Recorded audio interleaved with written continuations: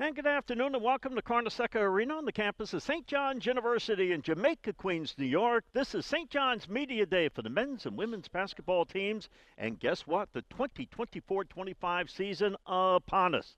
Along with the coach, Brian Mahoney, this is John Minko, and we will hear from the coaches. Women's head coach Joe Tartamella, men's coach Rick Pitino. They'll both be at the podium. And we'll have exclusive interviews with both as well this afternoon. And, Coach, anticipation, expectations for any basketball season here at St. John's. But this is year number 2 for Rick Pitino, and a lot of expectations and excitement on campus. Oh, there really is. And Coach Pitino did a great job last year. His team won 20 games. They came on strong at the end of the season. And they're really looking forward to this season coming up. They have a good nucleus of returning players, plus they brought in some very, very talented transfer players. I got to watch them a couple times in practice already. I like their depth, I like their size, and more than anything, I like their talent. And St. John's women's head coach Joe Tartamella enters his 13th season at the helm.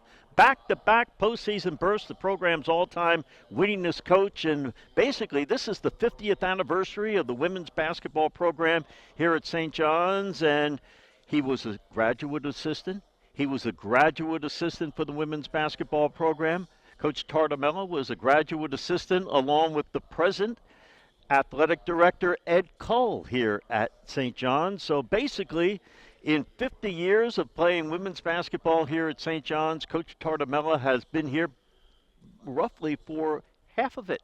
How about that? 25 years, both as an undergraduate student and members of the basketball. He was an assistant coach here at St. John's and was elevated to the head coach. So we're going to do that, and we're going to go back now. We're going to go to the podium now, and the head women's basketball coach, Joe Tartamella. Coach Tartamella will issue an opening statement, and then we'll take questions. Coach, take it away. Yeah, thanks, Kev. As always, thank here. 13 years. That's even crazy for me to say. 22 overall, and we're actually celebrating our 50-year anniversary as a program, which is a pretty cool moment for us. Also saying that I've almost been here for half of that, which is a little scary, but we take a lot of pride in what we're doing. So our group's working hard. We have, as Kevin said, we've got 8 players back, 6 new faces, and a lot of work to do still ahead of us. We're probably in about practice, I think, number 12 here as we started the year. We have a much deeper roster, obviously, hopefully being able to stay healthy in terms of the depth that we have at multiple positions. And so we're excited about the way that they've been competing early here in the year. We've got a game a little different this year. We've got a game before we even scrimmage. So we've got a game on Monday versus Pace, who's a quality Division II team, but it'll give us a chance to put on the uniforms for the first time and get a feel. So I've got a few new staff members. We've got new players, so we've got a lot of things that we're still synergizing.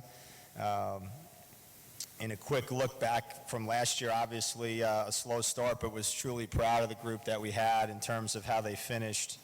And this year we'll be able to be seen, which I think is pretty important for our program. We'll be on Fox December 28th against Creighton. We've got 4 nationally televised games, which is incredible for the promotion of the program as well.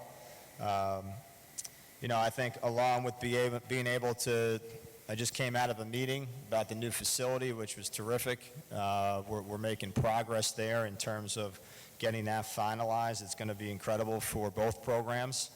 And I'm excited about the year. I think we've got a really good mixture of experience and youth and the physicality that we like to play with. So I'll open it up for questions. Hey, Joe. How you doing? What's up, man? Can you maybe give us a synopsis of the new players on the roster? Sure. Well, the 2 freshmen, Ariel Little comes to us from South Shore. She's a Brooklyn kid, dynamic offensively. just really trying to get her acclimated as a point guard at the next level, and she's had a great opportunity. Bernaya has been out for a little bit.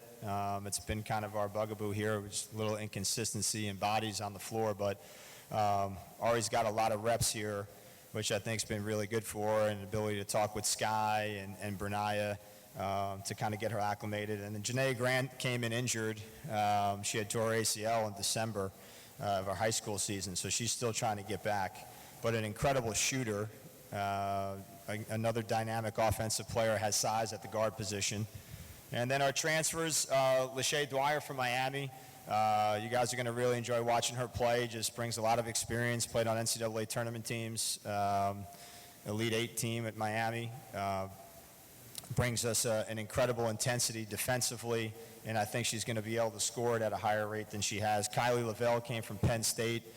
Shores us up front a little bit, can shoot it from three, good inside-out player. She'll help with having Phoenix. And then Jade Blagrove came from Manhattan, a rebounder, communicator, just a great attitude, great player, good leader. And I think that's all of them. Did I name them all? Did I miss anybody, Kev? Vanderhoop. Oh, AV. Sorry, AV. And Vanderhoop comes to us from Monmouth, veteran player. She beat us up last year, I can tell you that. But good offensive player, really good head about her. Kind of an old school game to her, the way she plays with change of pace. What, you can't wait to ask a question, Jaden? You excited?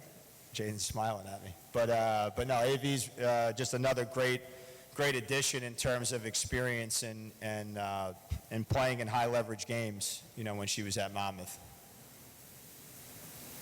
Was that quick? Okay.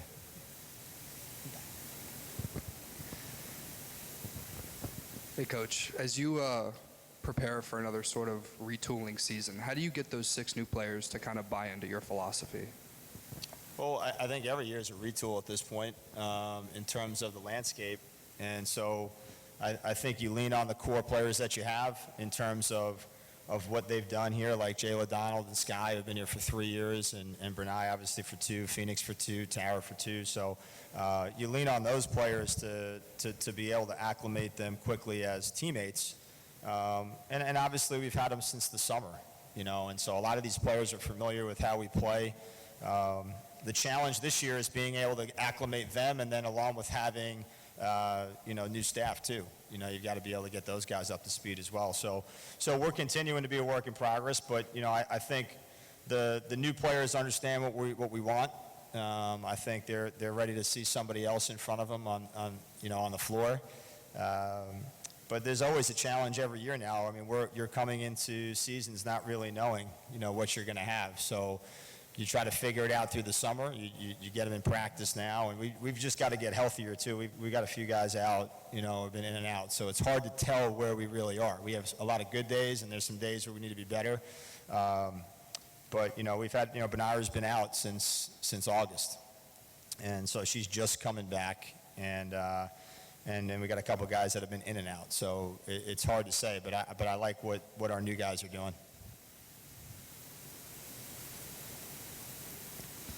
Back.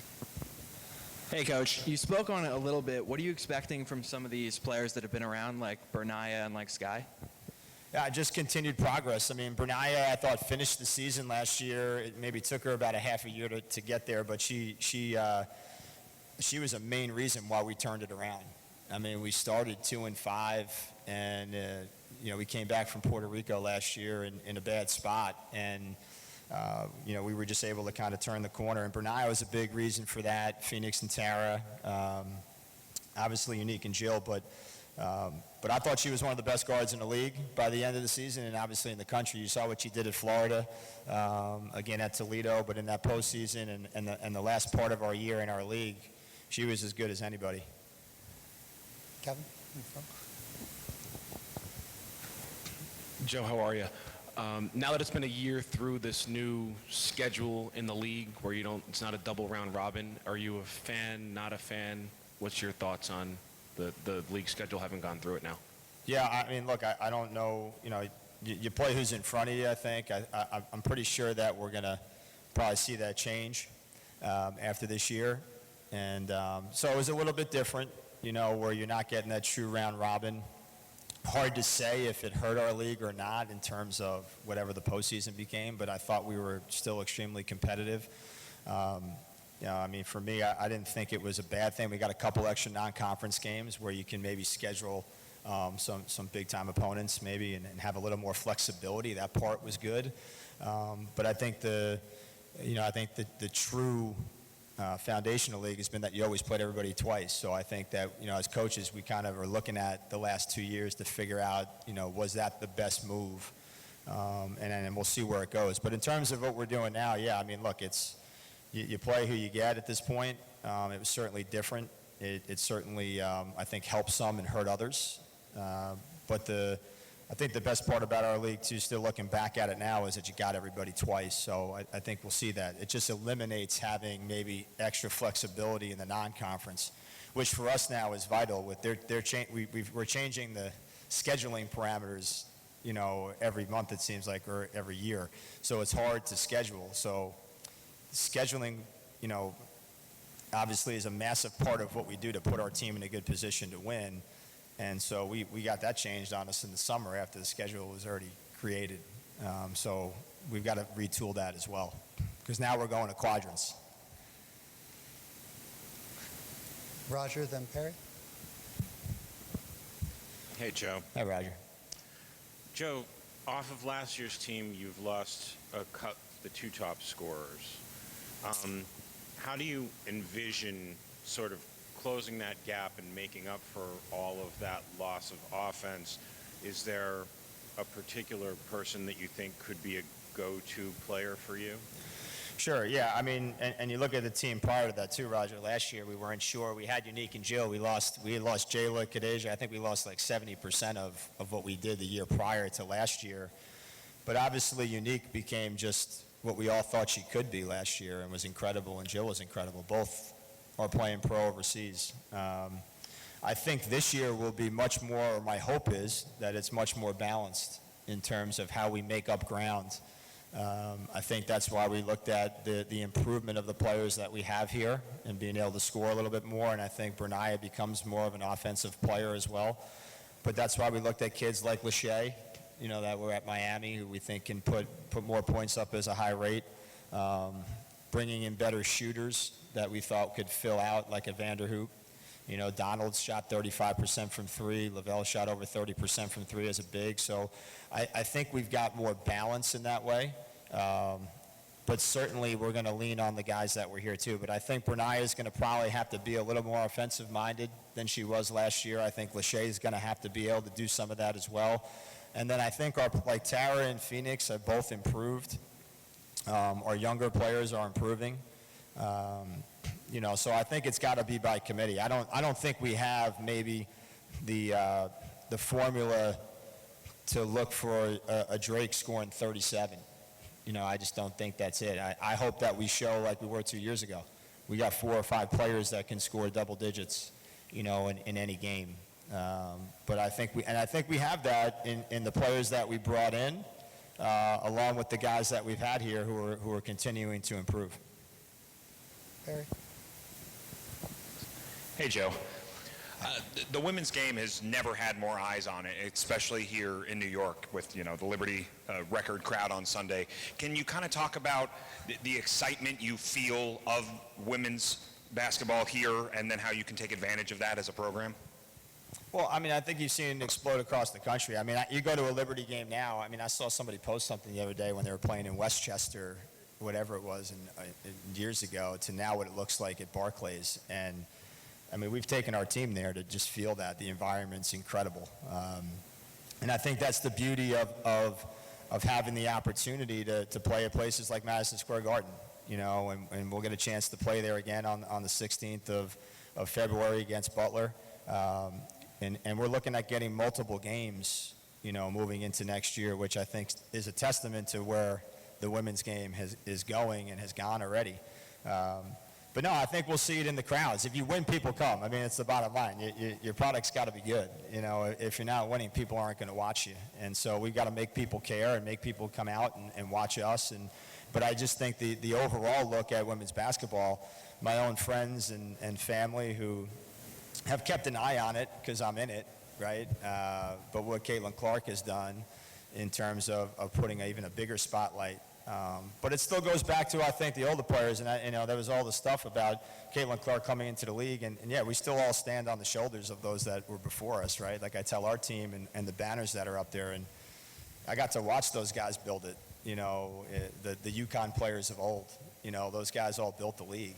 And so, and across the country, not just UConn, but just some of the best players ever in women's history. So to see the spotlight become bigger and the environment the way that it is now, I think should make them proud. I'm sure it does, because they were part of that. And it's the same way I talk about our players here.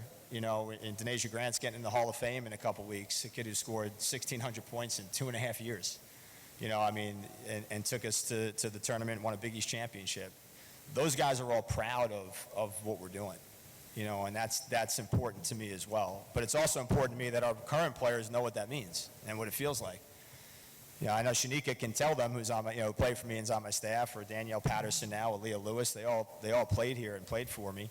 They get to tell them on a daily basis. But to respect the past, right, and be able to then feel it themselves is what we hope. That's why they're here. To be able to be in the postseason, to be able to play in those high leverage games. I think that's what it's all about. So I'm extremely excited. Their biggest fan is my 10-year-old son. JJ thinks he's a coach. The kid is here every day. I can't get rid of him. The players love him. The staff knows him. The staff knows him on the road. So, when I see that, it makes me smile. Thomas, and that'll be our last one.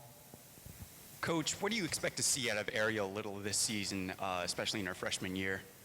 Yeah, look, I think everything that we've seen from her in the past in high school will be important. Again, that transition's never easy. She's learning a lot, and she would tell you that herself. This is a different speed, whether it's just the knowledge on the floor or the pace that we're playing at. But you know what? She makes shots. She's been consistent. I want to see her grow with her IQ and the way that she can play. But I think she's gotten better, from the summer to now. So. I just enjoy watching her progress. She's a great kid, obviously a New York product, and I think a lot of people will be excited about her when they get to see her play. All right, thank you, everyone. Thank you, Coach. Okay, thanks, We'll guys. now bring in our 14 women's basketball student athletes for a breakout session. For more than 150 years, St. John's University has been the heart and soul of New York City. As a Catholic university, we turn ideas into action and action into achievement. Our diverse student body is united by pride and purpose, curiosity and compassion. As leaders on the court and in the classroom, they collaborate and innovate, and they emerge career-ready with the confidence to change the world. Learn more at www.stjohns.edu. And we are back at Carnesecca Arena. It is the St. John's Media Day for 2024-25. 2025, can you believe it? And now we're joined by the women's head coach, Joe Tortomella, and joins us here. And Coach, figure this, 50 years of St. John's women's basketball, and you've been here basically for half it, as far as a grad assistant, an assistant coach, and now the head coach. It's been a great history of women's basketball here, and of course a great history for yourself as well. Yeah, it's been a great ride for me. Obviously starting back in '02, to think about that as a 22-year-old, I thought I'd be here for a few years and probably gone, right? But to be here 22 years later and 13 as a head coach now, take tremendous pride certainly being here from the start back in '02, but also just as a New Yorker and a kid who went to St. John's camps. And so for me, this has been as special as anything I could have thought of for my career. And figure this, the grad assistants at that time in 2002 were yourself and the current athletic director, Ed Cole, who's just come over here from Fordham. Coach, as you look at this team coming here, you have 8 players returning. You had 4 players come in here through the transfer portal, but you did lose 50% of your scoring. How difficult is that to replace? Yeah, look, I look at the year before that. I think we lost 70% in terms of what we had with Jayla Everett and Kadeja Bailey and Danielle Patterson. So we had a lot of things that replaced last year, which I wasn't really sure of either. And so, we're going to rely on the core that we have. I think we went out and did an effective job in trying to fill some needs in the portal that will help that as well. I think this team can be more balanced in terms of how we score it, which I think is an important thing for us, which again kind of compares us to a couple of years ago. But no, I think players like Bernaya Mayo, who I think had an incredible end of the year last year. We brought in Lachey Dwyer. We still have Tara Day and Phoenix and JD, Jayla Donald and Sky Owen. So it's going to be by committee. I mean, it's the bottom line, and I think they're ready to do it. And Coach, it's, when you start a new year and the players see they're going to have opportunities that maybe they didn't have the year before, they can get hungry and their eyes can brighten up, and knowing that they're going to have the opportunity to maybe get in there and score double figures. Just based upon the team that you have. And so when you're acclimating 6 new players, 2 that are freshmen, so they really are trying to they have a different transition than maybe the transfer players. But I think the group that we have returning, they know what our core values are. They know how we want to play, what we expect of them. And I think the transfers have done a really good job of acclimating themselves from the summer to now as well. And our youth is going to get there. I mean, we're still improving. There's younger guys that have become sophomores who are getting better. But yeah, it's going to be.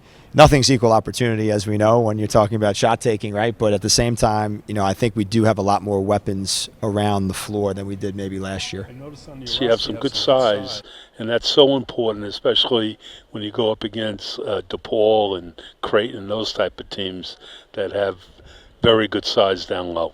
Yeah, look, I mean, you want to have good balance. I look at, we weren't going to replace Jill. Jill was she's a pro. Jill and Unique are playing overseas right now and doing a great job and having a great career to start to their career. But, we're going to have to be a lot more positional in how we play and being able to be physical. And again, we want to play with force and being competitive and combative. So I think we've done that. Point guard Mayo, she's coming off a knee operation. Is that right? So she had surgery in August.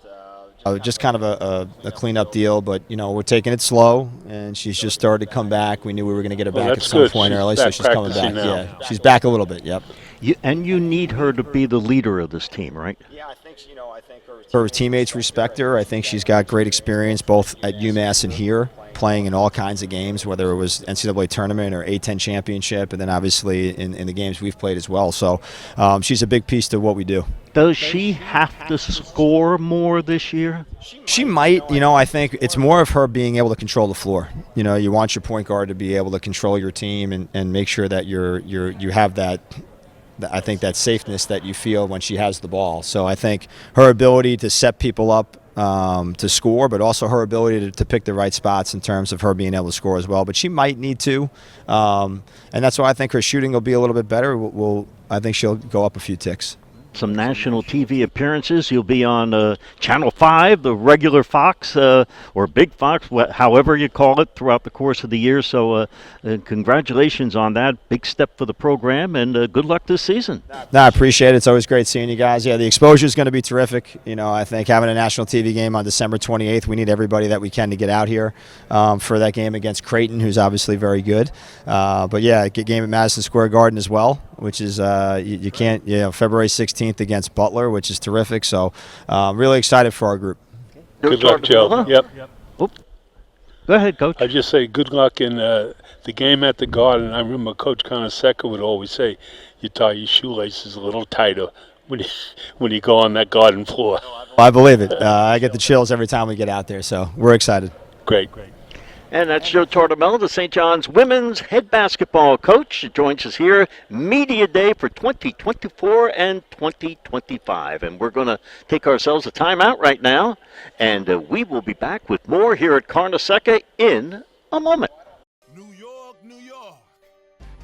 It's easy to see why they call it the Mecca. You can feel the energy. You see the spirit of the sport reflects their own grind. It reflects their tenacity and will to win. They will to battle for that extra step, that extra breath. They give their all until they have nothing left. With the greatest city in the world rooting you on, the support has no ending. Because St. John's is all about winning. St. John's Media Day for 2024-25. Carnesecca Arena on the campus of St. John's University on this Tuesday afternoon. John Minko along with the coach Brian Mahoney, and now we're joined by Denia Mayo of the women's basketball team who joins us here from Carnesecca, and another season is upon us. Before we talk about the team and your prospects and a look back at last year, you're coming off of some minor knee surgery. How are you feeling right now? I'm good. Obviously, it sucked being injured, but I think it allowed me to look at things from a different perspective. But as of right now, so far so good. Everything's running smoothly. I'm back on the court, so. And you're able to practice fully, or is it limited? Right now it's kind of like limited, but I'm towards like the end of the progression, so less than a week probably I can say I can go full go. You have 8 returning players. You have 4 newcomers through the transfer portal. You had yourself an outstanding year a year ago, 300 points, 100 rebounds, 100 assists, and 50-plus steals. And the ball is going to go through you. You're going to have it the majority of the time. Do you sense 50% of the scoring is gone from last year? Do you sense you have to score more this year as opposed to a year ago? I would say yes, just because I know what we're losing, but also just understanding my role as a point guard, getting others involved. So even if I do just have 10, making sure other people could contribute to having 10, or whether that's 15, and just us coming together as a team is the most important thing. Embracing the leadership factor, how have you done that? I would say it's been a pretty smooth transition. My previous school prepared me for this, obviously.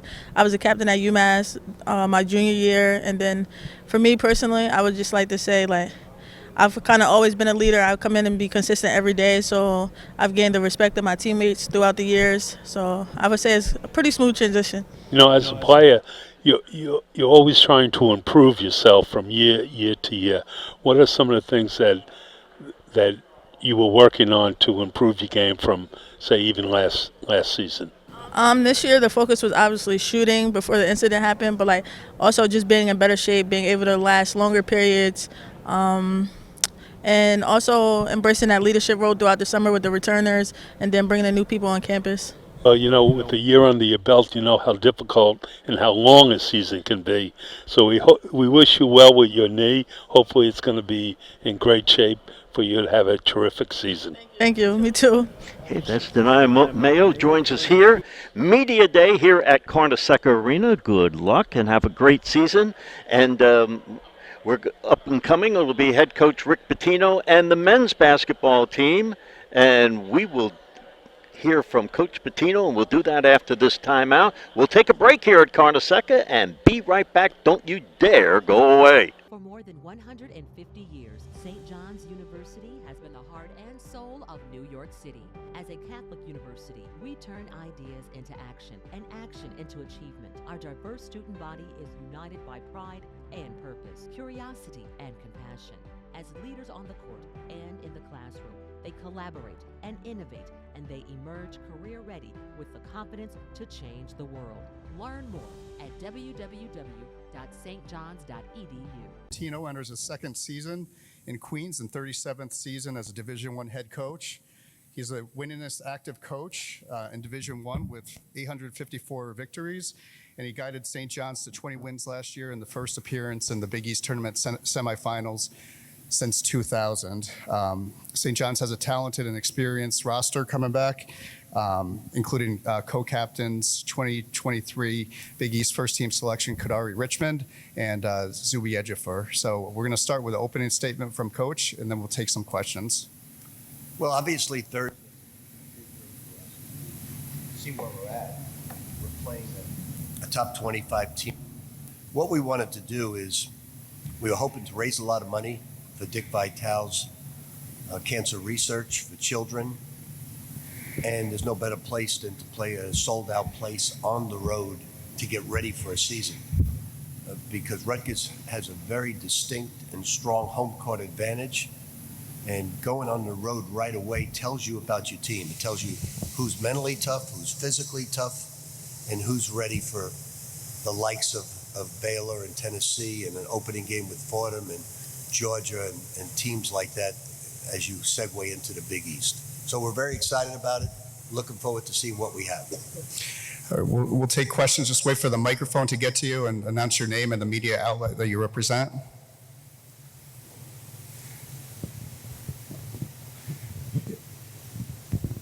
Hey, Coach. I'm Kyler Fox from The Torch. I wanted to ask you, historically throughout your career, year 2 after you take over a new program is typically substantially better than the first. What do you have to do and what does the team have to do to keep that tradition going? Well, I don't know if it's going to be substantially better because we did win 20 games, and a lot of people felt that if you look at all the measuring sticks from the net or all the analytic people, we were very highly ranked. Didn't make the tournament, so that's obviously year 2 is very important. So I don't know if it's substantial. We definitely will get better, but I think that's a little bit misleading because what happens when you take over a job, generally you're taking over a bad job because things have gone bad, and that's very much the case with Boston U, Providence, the Knicks, every program, like Louisville, Kentucky, the Celtics, you know, Celtics won 14 games. Every situation was so bad that you improve by osmosis. So in this case, also in year 2 with all those situations is you had all your players basically coming back and you lose 2 or 3. So the landscape has changed there as well. But we're a better basketball team than we were last year right now in terms of depth, size, athleticism. Now we got to prove it on the court. Hey, Coach. Adam Zagoria, how you doing? Good, thank you. You mentioned Rutgers. How much film have you seen on Dylan Harper and Ace Bailey? They're freshmen. You know, how good are those guys? And what are some of the challenges presenting a coach like Peichel dealing with freshmen, you know, integrating them with an older team? I think you're better off asking John Calipari that question than me. They're 2 top 5 draft choices. I haven't dealt with too many freshmen that are top 5 draft choices. If you look at the board right now, we're going to face 3 of the top 5 draft choices in VJ Edgecombe with Baylor and these 2 guys at Rutgers. So we know they're very talented. We know they're going to get better as the season goes along. So it's good for them to play against us as well because they'll see a strong defense, hopefully. Go right here in the middle.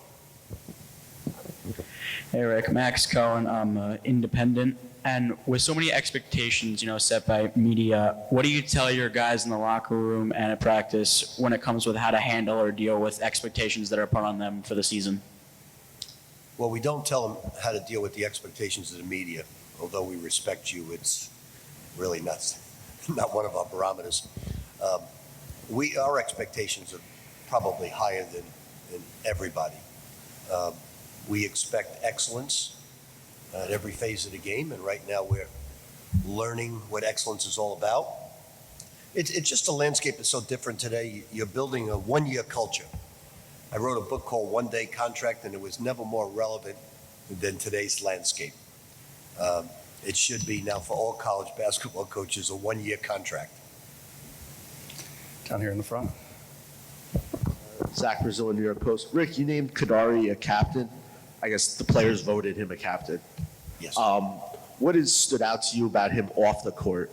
You know, we've asked about it. You know, he kind of had this rep for maybe not being a great practice player. But what, and I guess so far that hasn't been the case with you. What has impressed you the most about him, maybe away from basketball?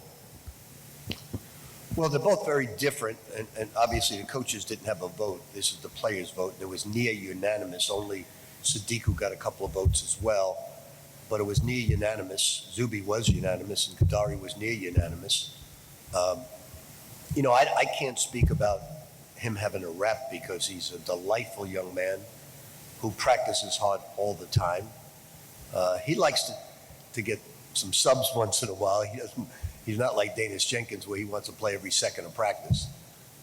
But he practices hard. He's a good leader. He's really a terrific guy. I love coaching him. And Zuby is, you know, Zuby's a high octane. Every single day he brings it. The players see that. He's always in a great mood. So I think that there were two excellent choices. I think the coaches would have voted them as well. So I have no knocks on Kadari at all.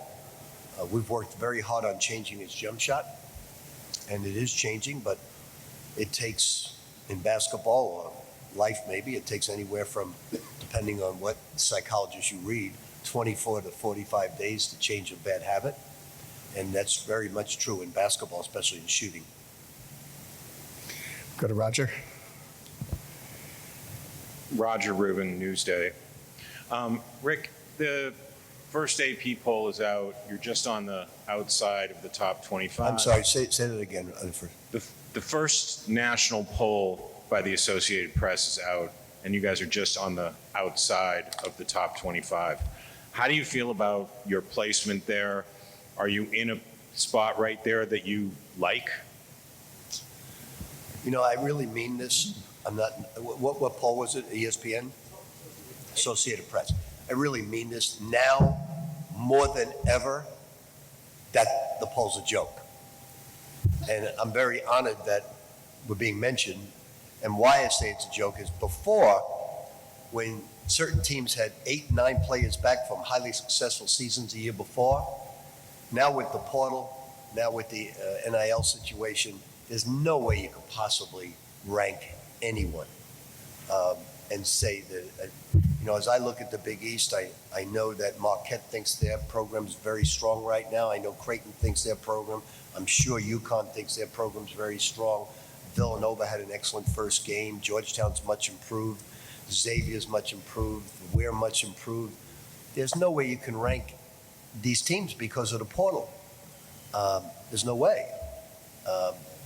So it's now, I think the second or third week when teams start to play, you'll have a little bit of a barometer if they're playing good competition on how good all of us are.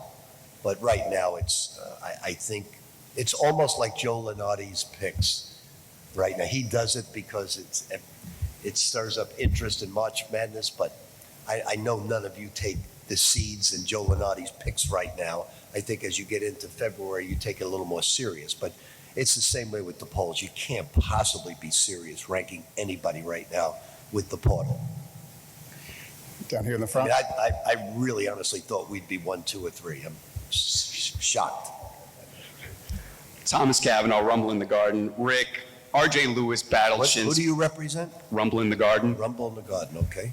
RJ Lewis battled shin splints throughout all of last season. He underwent surgery this summer, and he was fully cleared last month. What have you seen from him in practice ever since he got cleared to return? Well, RJ's had a tough summer and even a tough fall. He just came off a concussion that he had in the Garden. And he's missed some time. But we've noticed a lot of improvement in RJ's mental aspects of the game. His jump shot improved, but where RJ needs to really improve is the mental aspects of the game, and he's doing that right now. Here in the back. Hey, Rick. Andy Lipton with Leading the Break. St. John's has had many, many terrific players through its history. I thought Dennis Jenkins was one of them. He played just 1 year at St. John's. How does someone like him get celebrated years from now? And what's he up to now? Well, he's trying out for the Pistons. He's on a 2-way contract trying to make the team, playing very good basketball. He was terrific for me at Iona and terrific for us at St. John's. And probably he's not going to be celebrated. What I tell my team more than anything else, you know, I just came back from Kentucky where they were celebrating all their championship teams and honored all the teams. And that's really how you get celebrated, by going to a Final Four or winning a championship or winning a conference tournament. That's how you get celebrated. You get celebrated through winning, not by any individual achievements. We'll take 2 more questions. Zach? Rick, is Davon back practicing? Yes, he is. So he'll play on Thursday? He will. Will everyone play Thursday? Everyone will play on Thursday. RJ Well, I don't know if everybody will get in, but everybody. Right, but RJ included? Yes, they've both been practicing, and Okay. also Aaron's coming off a concussion as well as RJ. But they're both back? They're both back in practice. And with Davon, I mean, how do you kind of look at him, Kadari, and Simeon? I mean, can you see Davon coming off the bench as a sixth man type? Well, he may come off the bench against Rutgers because he had an injury. The team that we start against Rutgers won't necessarily be the team we start against Fordham because guys are coming off injuries. But I think probably with this basketball team, more than any team I've coached with the exception of 96 Kentucky, I think you'll see multiple starting. I think you'll always see Kadari starting. I think you'll always see Zuby starting. More than likely, you'll always see Sims starting. But that's it. Then the rest of it is flip a coin. It's, to me, with this basketball team, is who plays the most minutes will be the most valuable. Okay, we'll take one more, Dave. David Barra, Behind the Storm podcast. Coach, you talk about the starting lineup is going to change often for the game Thursday coming up. Do you have a starting lineup in mind, and what are you most looking to get out of the game on Thursday?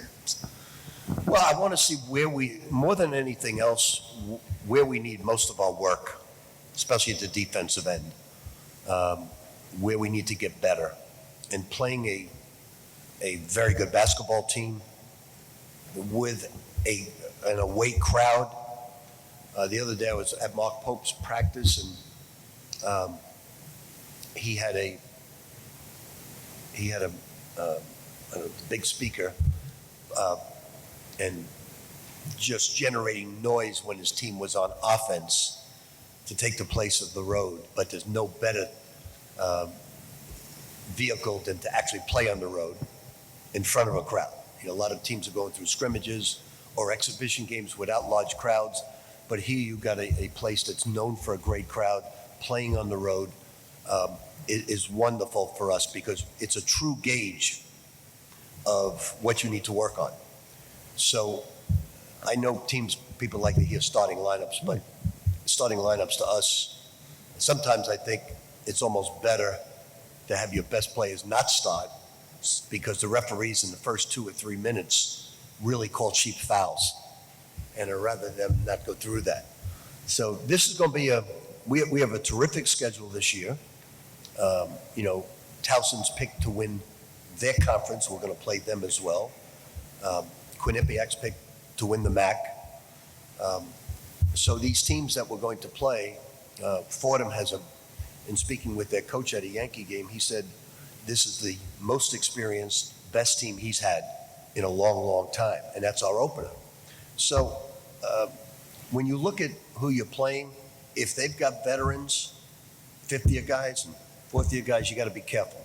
Regardless of what level they're at, you have to be careful.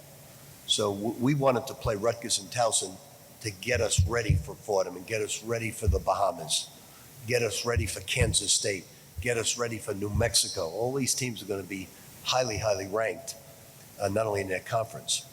But as you meet our players right now, I think you're going to see a number of different things. They are great guys, fun to coach. Give it to me every single day. They are improving rapidly. I think the guy that has the most upside on the team, most growth on the team, is Vince from USC. Because he's not where Kadari is, and he's not where Zuby is, he's not where but he has the most upside of anybody on the team. So that's exciting for him as well. And so does Ruben. Because Ruben's coming overseas. Now, Ruben's 19 years of age, he's just a freshman. So he has a lot. Those two players have the most upside on the basketball team. All right, thank you, Appreciate you Coach. coming out That today. concludes our Q&A portion of today's event. The general interview session is open now with our players for the next 25 minutes. Thank you.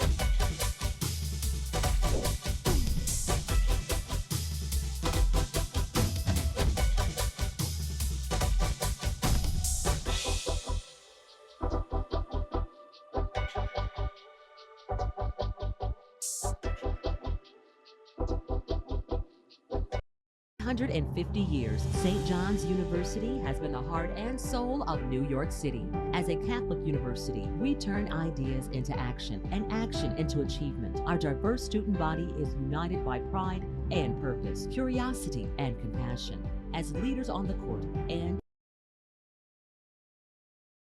Brian Mahoney, we're back at Carnesecca Arena on the campus of St. John's University in Jamaica, Queens, New York. 2024-25 St. John's Media Day, and we're joined by the head men's basketball coach, Rick Pitino. And Coach, first of all, during the summer, you addressed a couple of concerns. One was where the leadership was going to come from this squad, and the second, the urgency to make sure that this team was ahead of schedule in development because of the toughness of the early season schedule. Where do you think you are in both those categories? Well, according to the players who voted for captains, that Kadari and Zuby are the leaders of the basketball team, and it always should come from the players, I believe, and I think they've elected two guys that the coaches would agree with.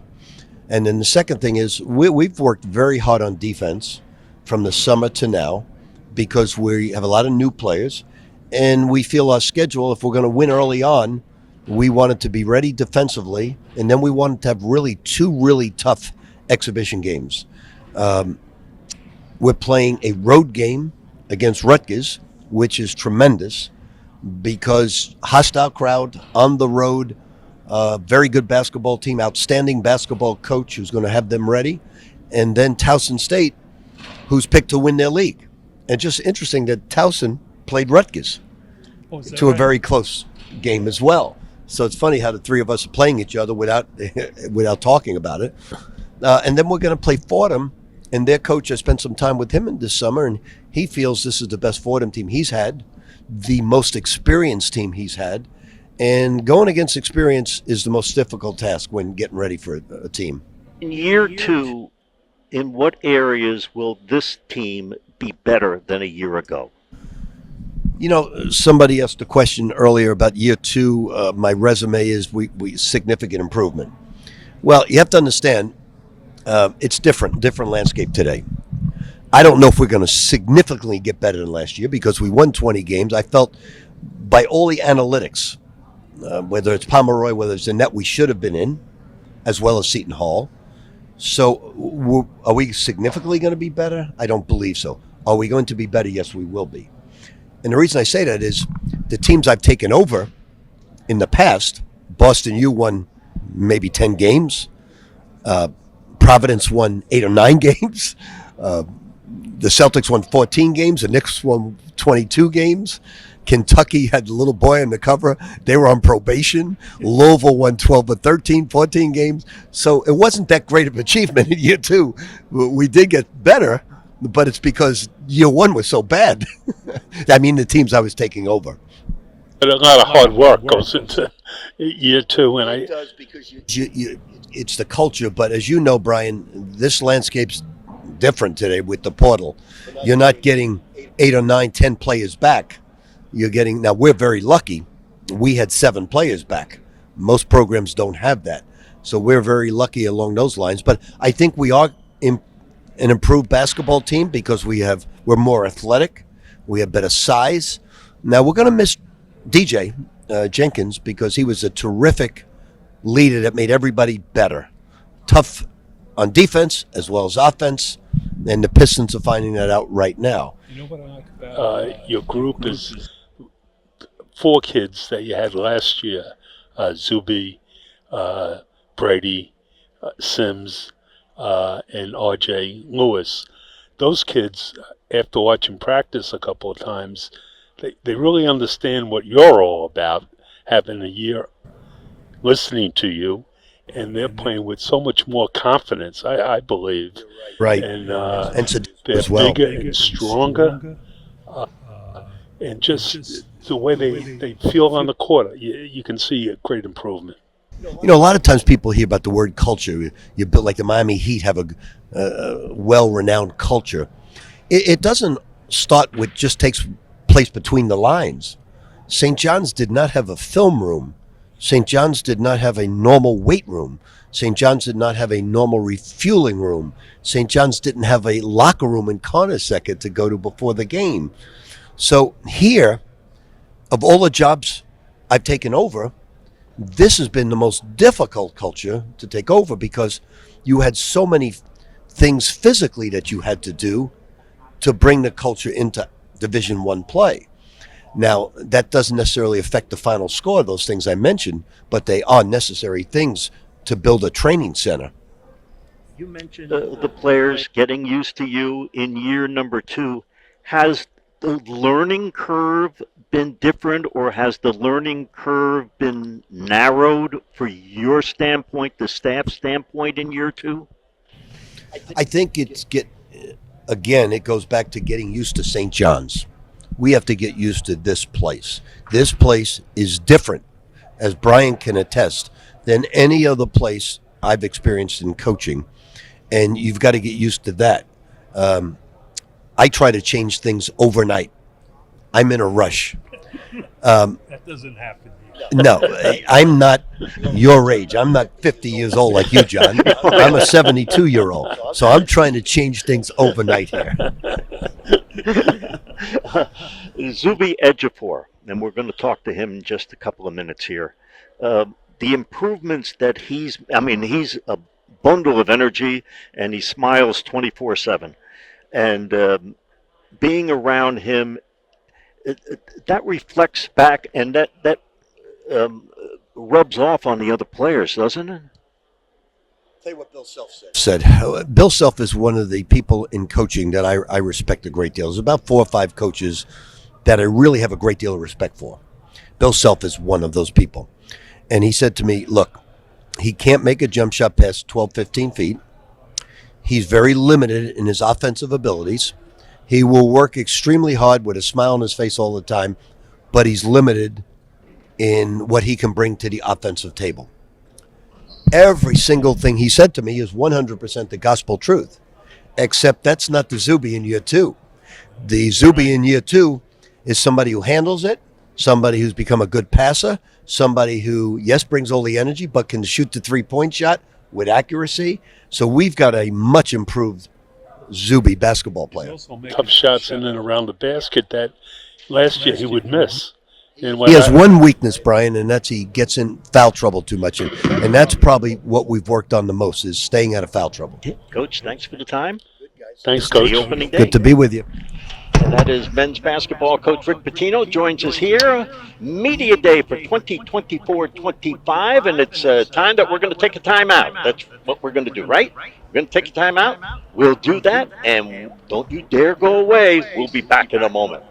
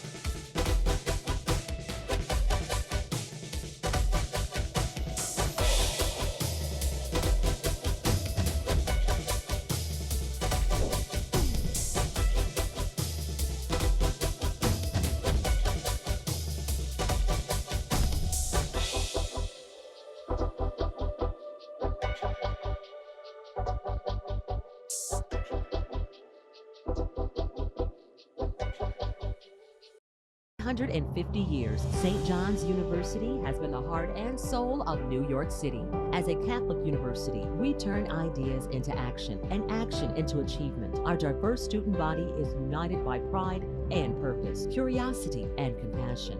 As leaders on the court and in the classroom, they collaborate and innovate, and they emerge career-ready with the confidence to change the world. Learn more at One final time, John Minko and the coach Brian Mahoney back here at Carnesecca Arena. Media Day for the St. John's basketball team 2024-25. Thank you very much for tuning us in here on and dialing us in technically on the TV here on this Tuesday afternoon. Zuby Ejiofor joins us now as we get ready for another season, and this is number 2 with Coach P and Coach Rick Pitino. What's the difference, do you sense, from a confidence standpoint and just from an ability standpoint from year 1 to year 2? Yeah, it's just, year one, I really didn't have too much expectations coming in. They didn't know too much about me, as a player, as a guy off the court as well. So now I have bigger expectations, just not just for myself, but from everyone around me, my family, my coaching staff, my teammates as well. Getting to know me my second year now, Coach Pitino has instilled a lot of confidence in me, over the player development sessions and the countless hours of practices that we put in together. So he knows exactly, what I'm capable of doing, and they know, the kind of character I have as well. So it's been really fun. The leadership qualities, how serious do you take that? I take a lot of pride in that, actually. I've had the opportunity to be a leader, throughout my high school years. I know it's a lot more different, being in college and how big a role that is. So, being a leader, it means a lot to me. It means a lot to my family. They're so proud of me, and in this new role that I'm embarking on in this new journey. So it's been really exciting, and it's a role that that I'm going to take to the heart, and I'm going to use it to instill knowledge on the younger guys as well, and being a co-captain with Kadari Richmond is also fun too. So a number of returning players, and of course players coming through the portal as well. How do you think they have gelled in, and especially the newcomers, with what this coaching staff is trying to emphasize? The biggest thing this year was being a lot more connected than we were last year. So we did a lot of activities off the court, whether it's be fun activities or working out. We went to the beach to work out. We went out to the field to work out as well. We went out to eat together as a group. So the biggest thing is, we made a lot of mistakes early on last year, and the four core group of guys, like you said, me, Brady, Deku, RJ, Simeon, that's returning as well, have embarked on, and told the guys from the portal, what happened last year, and we don't want a repeat of that.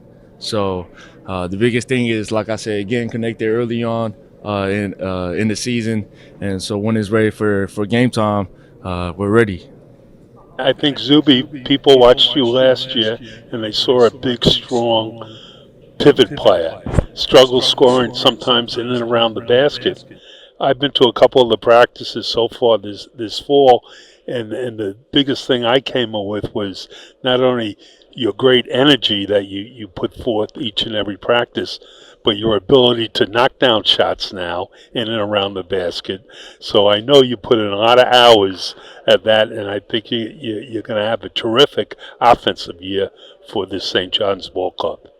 Thank you so much. It means a lot. Like you said, the confidence is the biggest key for me right now. I'm going to my third year, in college. So confidence is really a huge key for me.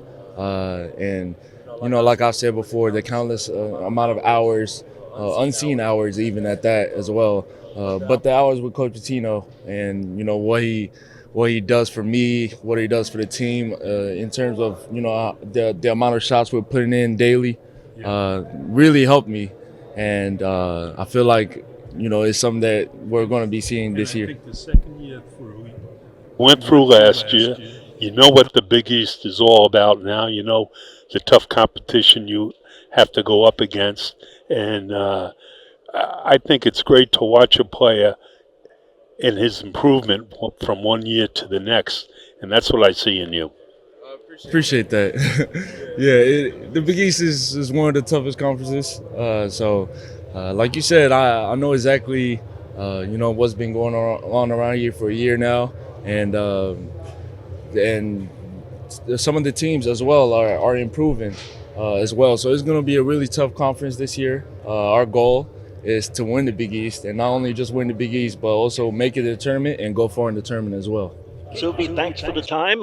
Practice is about to come, so we don't want to get coach mad. So congratulations on everything, and we'll see you along the line the entire season. Yes, sir. Yes, sir. Thank you. Thanks, Zuby Ejiofor joins us here as Media Day comes to a close. So for Zuby and Coach Pitino and Joe Tartamella and, of course, the Coach Brian Mahoney, this is John Minko. The season starts, basically with the exhibition game come Thursday, so we'll see you throughout the course of the season. You have yourself a good afternoon.